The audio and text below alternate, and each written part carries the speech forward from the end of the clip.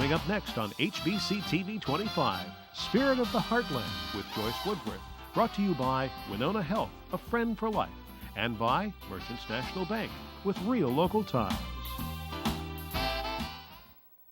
WeNoNah Health's Community Memorial Hospital offers state-of-the-art capabilities, including minimally invasive surgery. Highly skilled surgeons and nurses make your care their first priority. From our first call to the emergency department throughout Cassie's surgery, we received outstanding care. Community Memorial Hospital. Exceptional surgical care close to home. WeNoNah Health, a friend for life.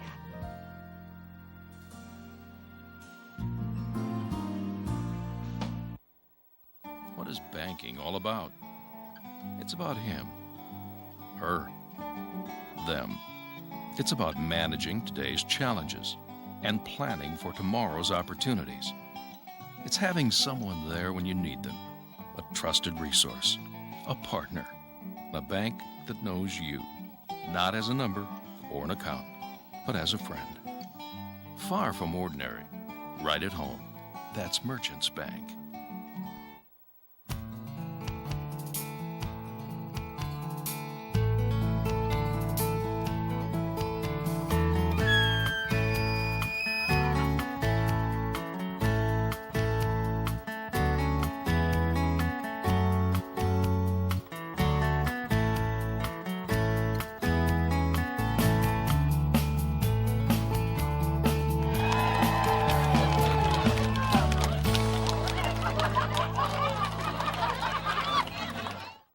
Hi, I'm Joyce Woodworth. Welcome to the Spirit of the Heartland.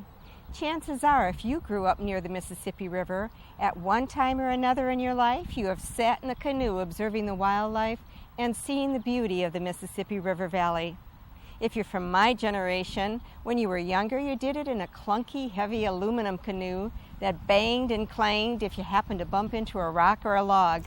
Well, one person has revolutionized that type of canoeing for us here in the Heartland, and we're going to meet him today. Mike Chickanowski, born and raised in Winona, has come up with a canoe design that enables us to glide through the water quickly and silently. We're going to visit him here today at his canoe factory, WeNoNah Canoe, on Bundy Boulevard, and see how these lightweight canoes, and now also kayaks, are made. Canoeing first began in our country with the Native Americans. For them, it was a form of transportation for themselves or their cargo. Their canoes were made from the earth's natural materials, such as birch bark. 150 years after, the Native Americans lived on the Mississippi River so freely, the canoes still transport people through the water in the same silent way. However, the materials for the canoe are much different. Like the Dakota Indians living on the shores of the Mississippi, Mike Chickanowski also has a home on the river. It is here where I first met with him and learned about the man who was born to paddle. I liked the feel of the canoe, the way the canoe moved through the water, and so paddling was always a passion of mine. I did an interview for a magazine once, and they asked me to describe myself in 3 words, and I said, born to paddle.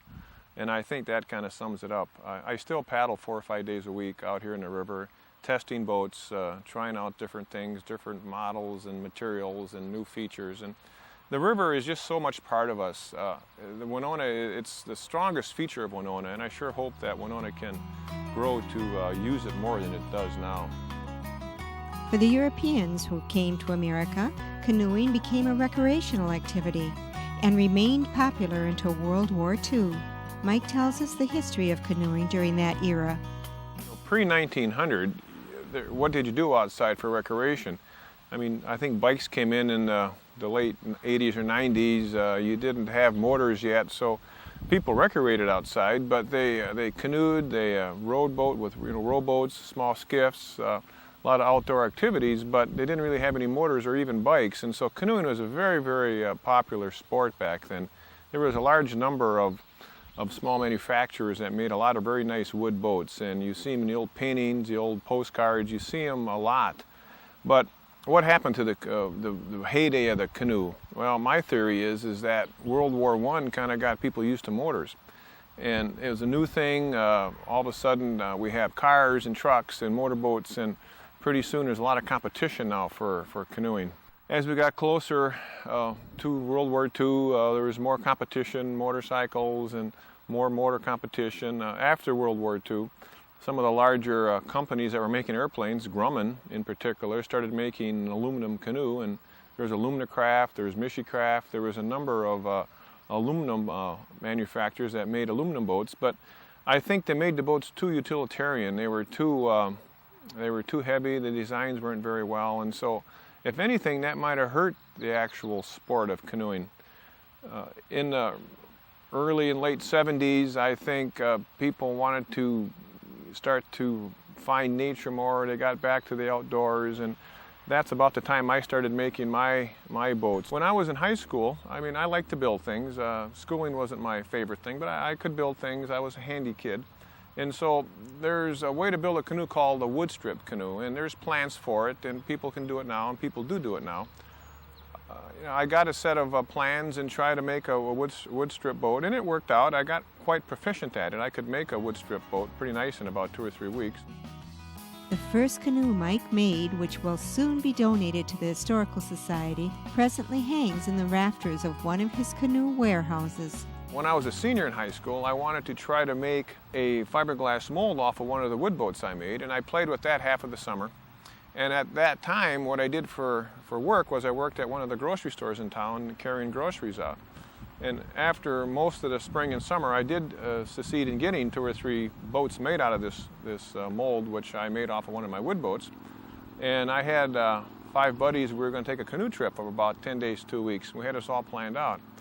And I asked for a week and a half off from the grocery store, and they wouldn't give it to me. So I actually quit that job, which I held since I was a freshman in high school, to take this canoe trip.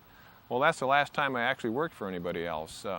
When I got back from the canoe trip, college started, went to WeNoNah State, started, and through my college years, I did boat repair on the river, and I made other fiberglass parts and odd jobs. I had an old building rented downtown. It was right where the theaters are now. It's on that block that they used to call the Latch Block, and it was a beautiful building, although they were in terrible disrepair. And I had the first floor, and we did this in there because it takes a lot of room, and it's smelly, and it's not the cleanest thing in the world, but that was kind of my headquarters. Well, sooner or later, we got to this urban renewal situation, which tore a lot of buildings down in downtown Winona, and they had a group come in that was going to help relocate businesses, and they thought I was a bigger business than I was, and they looked around and we looked around and found a piece of property to buy, and I got a small business administration loan, built the very first part of my existing plant on Bundy Boulevard. It was here Mike's company was first known as Midwest Fiberglass Products. Throughout the years and the success of the business, the building was added on to many times, and in the mid-'80s, the name was changed to WeNoNah Canoe. What I did the first few years there was a lot of boat repair, odd jobs. I used to do work for a Freighter Malt company in town. We fiberglassed the walls and floors. I'd done odd jobs for a lot of different people, and I learned a lot about fiberglass and composites. And all of this time, I was building canoes, getting dealers, figuring out how to ship them, putting them on trailers, and building my dealer network. And probably 400 dealers in the States, maybe 50 in Europe, a few other countries. We're shipping right now about 1,000 a month of canoes and kayaks. Boy, I tell you, I bring people here from all over the world, and I have dealer base that goes all over, and every time someone comes here, you know, they're amazed at the beauty of the valley and the scenery and the lack of people and the cleanliness of it. And it's getting to be a famous place. I think WeNoNah Canoe has spread the word Winona around a lot. I don't know how many people associate WeNoNah Canoe with Winona City, but I think a few do. Our boats are known in a lot of places. We make more Kevlar canoes than anybody else in the world, and that's what our specialty is right now, is making high efficient, lightweight canoes. I visited Mike at the factory to learn exactly how these lightweight canoes are made. Mike? Hi Joyce, welcome to WeNoNah Canoe. Well, thank you. Well, tell me, what goes on in this place? Well, we build lots of canoes. This facility here is our oldest in Winona, and here we build canoes in two ways, composite and thermoform. They're called Royal X boats. We also do our management, selling, and we also do our R&D work and new models and make new molds here. Well, I understand that you make everything, all your canoes right here at this place on Bundy Boulevard. Is that correct? That's right. We design them, build molds for them, and make the boats here. Okay, let's take a look at how these canoes are put together. Okay, we'll go out this way and we'll show you how they're made. Okay.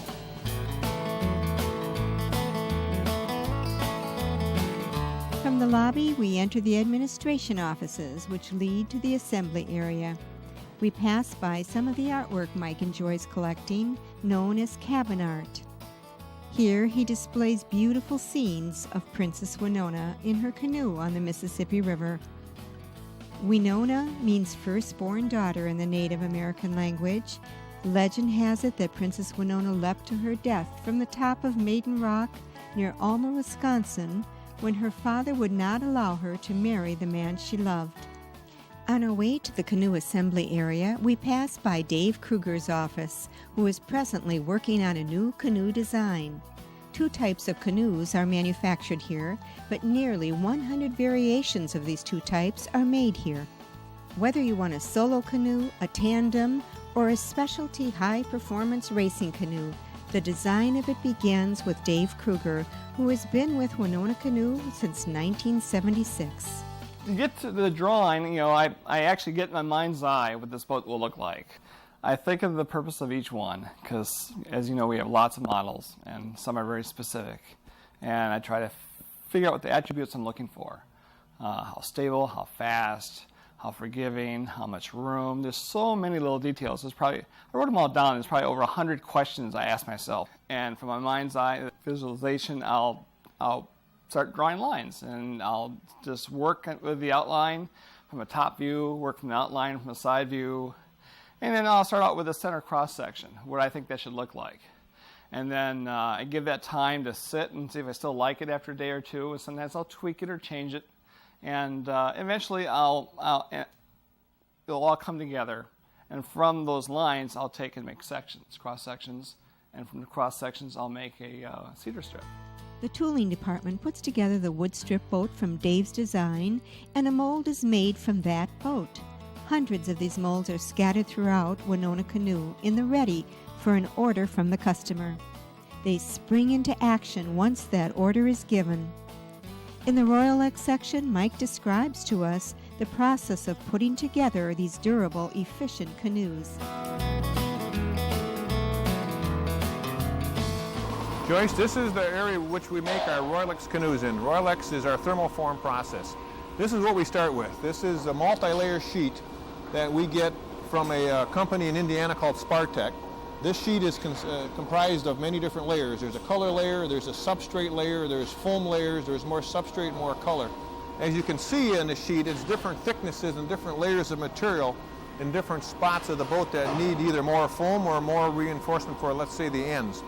So from here, the sheet gets taken over here, and it gets put into our oven. There's two sheets in the oven right now, and so we won't put one in, but here's two sheets being heated up. They're going to get to be about 300 degrees Fahrenheit. It's kind of like baking a chocolate chip cookie. And from there, the sheets get pulled out and molded on the molding table.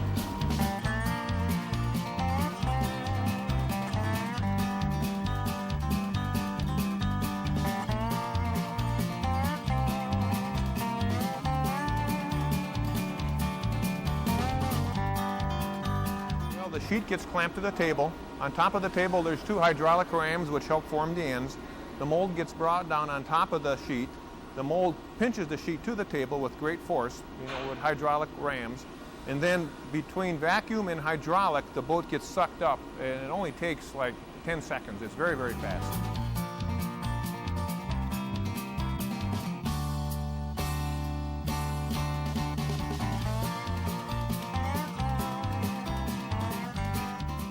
Well, after that, we trim it off with the router, and we route it, and then it's gunnel seats and the thwarts get put in.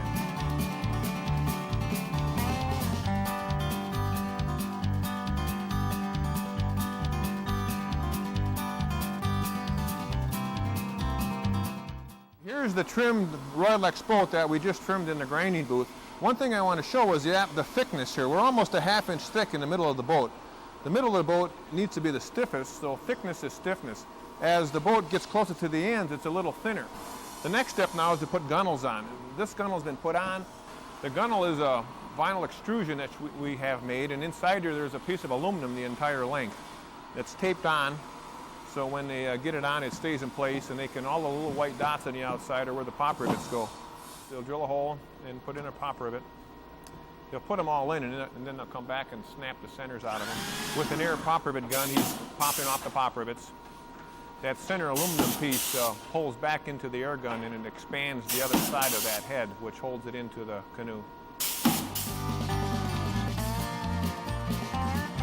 The Royal X canoe is more of our mountain bike construction. It's made for like off the beaten path. It's more flexible, more heavy duty, more durable, and it's made to take a hitting, much like you'd have a mountain bike compared to a 10-speed road bike, which is made for faster cruising, more rigid and more stiff. So who would you suggest should buy a canoe like this? Well, a lot of liveries do. Root River up here, you see a lot of the boats on the Root River. People that want a mountain bike versus a 10-speed road bike would buy a Royal X canoe. Okay, so this would be a good family canoe? Oh, absolutely perfect. Perfect family boat. All right. Well, great. From this area then, where you make these types of canoes, let's go into your composite canoe area and see how those are made. Okay, Joyce, this way. Joyce, this is the oldest part of the complex. This is where I started out really when I was in college. This is the area which we build our composite canoes. And composites are fibers and resin. You'll see the fabric being pulled off of rolls, cut into pieces, put into the molds. You could call it sheets, but it's more like a woven fabric, almost like a very thin, gutty sack. You know, it's fairly thick. It's not like a piece of a sheet. It's got a thickness to it. A canoe would have many layers in it. In a boat this size here, there might be 80 pieces of material in this boat. Some are little 2-inch by 2-inch squares, and some are full-size pieces that would cover the whole boat up. Composites, you put the fabric where you need it, and you really do selective reinforcement. So Joyce, the first step in making a composite canoe, if it's colored, now most of our boats we actually don't color, we go in with a layer of Kevlar fabric and clear resin, but we do color quite a few. If it's colored, once the mold has been made, waxed and prepared, which is a whole nother process actually, we take the mold and we put it into a gel coat spray booth, the spraying room. A layer of gel coat is sprayed in. And gel coat is colored polyester resin that's been thickened a little bit. That has to dry, and it only dries about 2/3 of the way.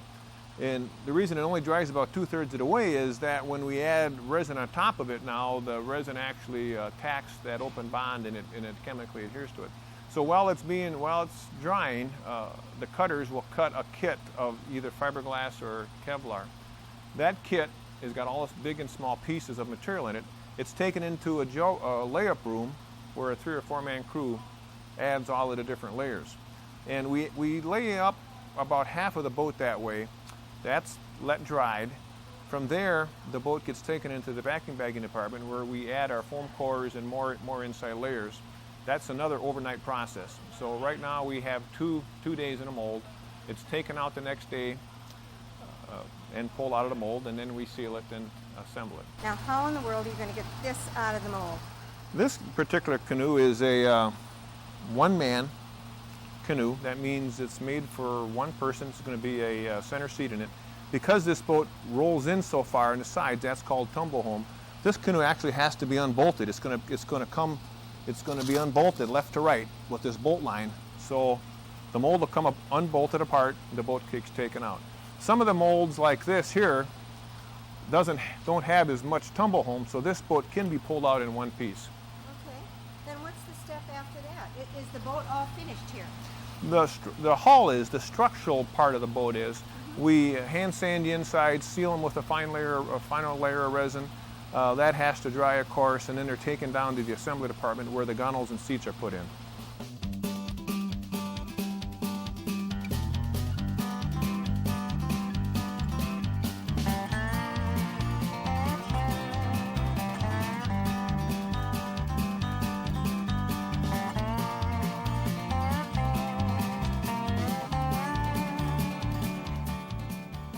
Well, we build boats in different weight categories. This Royal X boat is our heaviest duty boat. That's a 16-foot, two-man boat, probably weighs close to 60 pounds. One of our ultra-lightweight Kevlar boats in the same length and size of boat would weigh about 40 pounds. A lot of other boats in the market, aluminum or some other types of construction, would weigh anywhere from 75 to 85 pounds, yes. Oh, wow. So that would really make a big difference if you're up in the boundary waters pulling this canoe along if you had a 40 compared to an 85-pound boat. It's huge, and if whoever's been to the boundary waters knows that if it gets over 50 pounds, it's a much heavier carry for you, yes. Yeah. Would you recommend if someone was going to the boundary waters that they would purchase a boat such as this or your composite boat? Well, I really like the composite boats. They are lighter and they're longer and they're a little bit higher performance. These do work. Some of the liveries use these, but mostly in the boundary waters they use our Kevlar boats. This is one of our one-man racing boats, and this is part of our niche market. We build this boat in 4 different sizes for different sized people, much like you would have a bike frame size for a different sized person. The boat I use, I'm 6'3", is a much different boat than one of my kids would use. So, I mean, there is a small market for specially fitted boats. Now, this is a one-man canoe. You race, you sit in the middle, you paddle on both sides. It has a foot brace. The foot brace goes back and forth with the seat for trimming it. A boat like this would weigh in the 20s. This particular boat weighs 25 pounds, and so it's very, very lightweight, very lightweight. Now, Mike, we're standing here by your kayaks, and I know these are currently now made in Winona as well. Current Designs was a small Canadian company that I got to know through my travels and doing shows and stuff, and we made a deal where we would help them market and promote their product in the States, and consequently through the years, turned out that I had to buy them. Is that right? And now you brought them to Winona. Right. They were in Victoria, British Columbia. Victoria is on the island of Vancouver, and it's a ways from here. You got to ferry out there. It's a beautiful place. It's not the best place to manufacture right now because of the ferrying back and forth. But we built the building last year, 2004, or 2 years ago, in Winona, and we currently employ about 60 people over there right now.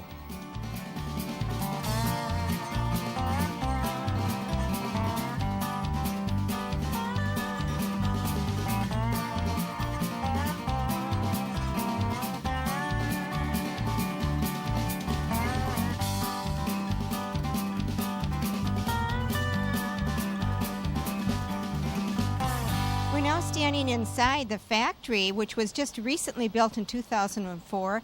It's a 45,000 square foot building that makes kayaks. And this building actually is standing right behind Menards. And I'm standing with the plant manager here. This is Dave Till. Hi, Dave. Hi, Joyce. Well, welcome to the Spirit of the Heartland, Dave. Thank you.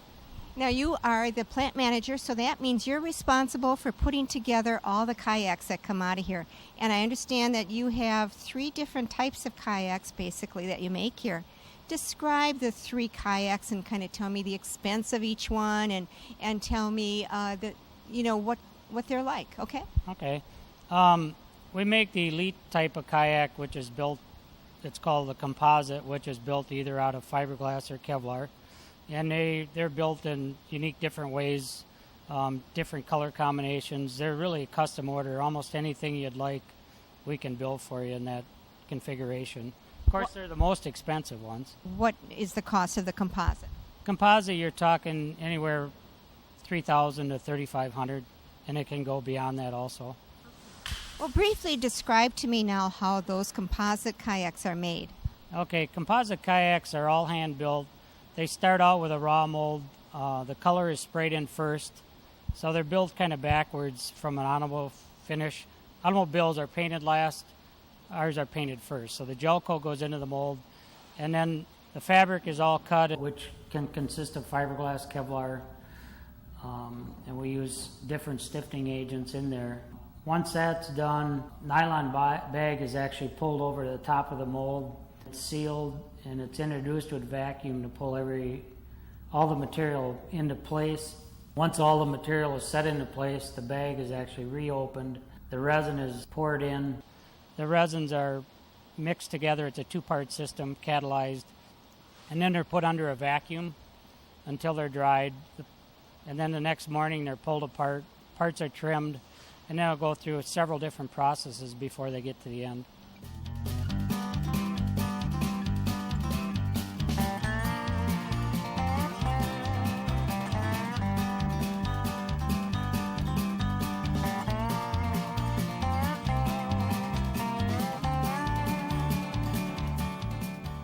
Usually it takes probably about 8 days to process a composite kayak. Now those are your premier kayaks here. And then tell me the out of the three, which one would be the least expensive, and tell me how you make that one. Okay. The rotomold kayak would be the least expensive. It's built in a roto oven. They're aluminum molds, and it's a powder that goes into the mold. We put in whatever the kayak weighs, say 50 pounds of powder, and it's rotated. It's kind of like a rotisserie.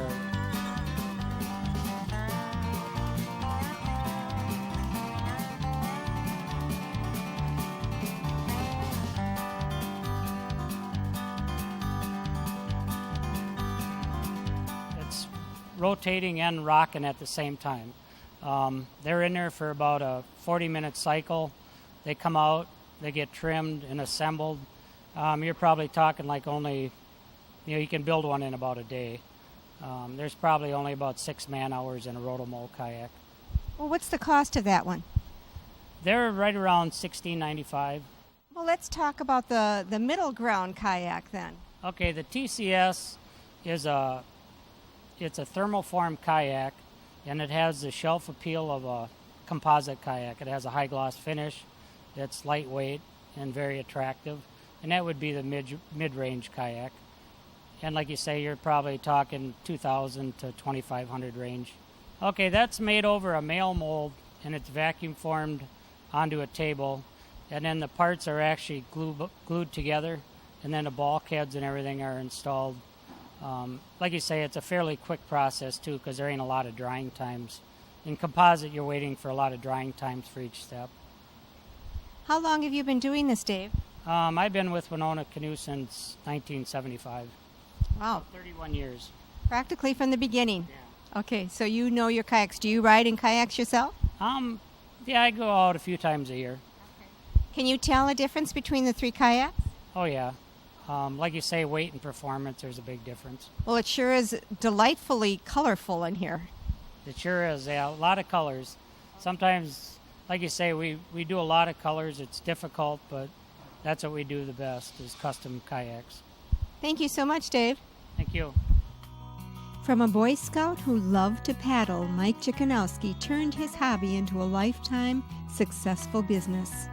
I asked him at the end of the tour what was one of the most satisfying feelings he had achieved in his development of his revolutionary lightweight boats. Our lightweight boats have enabled a lot of people that wouldn't normally canoe to be able to canoe. I mean, if you're an older couple and that have a bad back or any kind of issue picking things up, I mean, picking up a 16-foot boat that weighs 40 pounds and putting it on top of the car is doable for you now. And that has really put a lot of people in the water now, I think, that wouldn't paddle if they didn't have a 40-pound boat. Well, that's awesome. And you're right, that is probably the main satisfaction that you can get from producing all these beautiful canoes. And of course, I like the colors. Thank you so, Mike. It's been a pleasure. I just really enjoyed the tour. Thanks a lot. We see you in the river. All right, sounds good to me. And thank you for joining me today here at WeNoNah Canoe. Please join me again next week. Till then, enjoy the spirit of the Heartland.